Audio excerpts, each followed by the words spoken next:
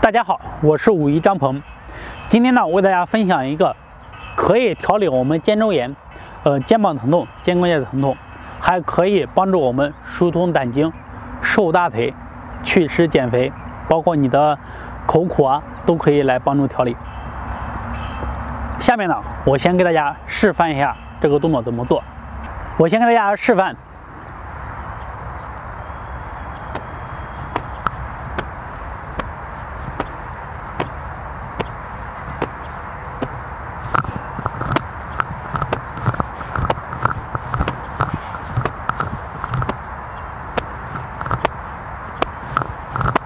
好，这个动作呢，做起来很简单，像我做起来是特别轻松的。很多人有时候看着我直播带领大家锻炼，或者是看我视频就说：“哎，老师动作做的很随意。”你看着我做的很随意呢，其实我这个动作都练了很多遍了。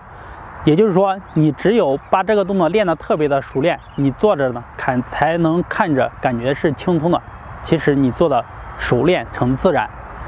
我们很多动作呢，大家跟着我练的时间久了以后，都会成为本能反应的，身体的本能反应，你做起来就会和你融为一体，好看、大方，而且有效。好，下面呢，我为大家详细的讲解。首先呢，做这个动作我们要注意，刚刚大家有没有在意看到我用了是2个手势？好，再给大家看一下。好，我一个是手掌，一个是拳，那个拳呢是窝固的。手放在无名指的第3个关节啊，指根这里。好，这是窝固的，不要窝太狠，轻轻的就好。啊，这个动作呢，两脚分开与肩同宽。好，自然站立。刚开始做的时候，如果说你有肩周炎或者肩膀疼痛的，我们可以低一点，大家可以看到，哎，这样去慢慢的去练习。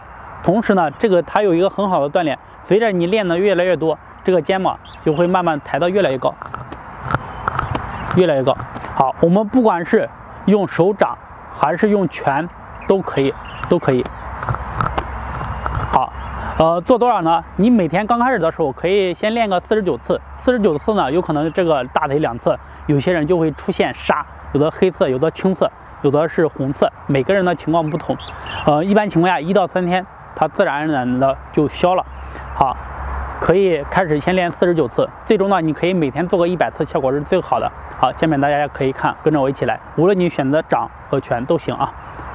1、2、3、4、5、6、7、8、9、10、11、12、13、14、15、16、17、18、19、20、21、22、23、24、25、26、27、28、29、30、31、32、33、34、35、36、37、38、39、40、41、42、43、44、45、46、47、48、49。好，刚开始做呢，经络不通啊，或者是气血循环不好的，都会出现疼痛或者出痧，都属于正常。我们做这个的力度循序渐进，如果刚开始怕疼就低一点，如果说你的全身的经络气血都是通畅的，那么你没有任何的疼痛，你身上摸着哪都会很舒服的。当然你要想达到通畅，除了坚持锻炼以外，它还有很多与我们的饮食各方面都有很大的关系。好，这个动作呢，帮助我们调理肩膀疼痛、肩周的问题，以及敲胆经、瘦大腿、祛湿减肥，效果是非常好的。希望大家认真练习。后面呢，你如果练得熟练呢，可以增加到100次啊。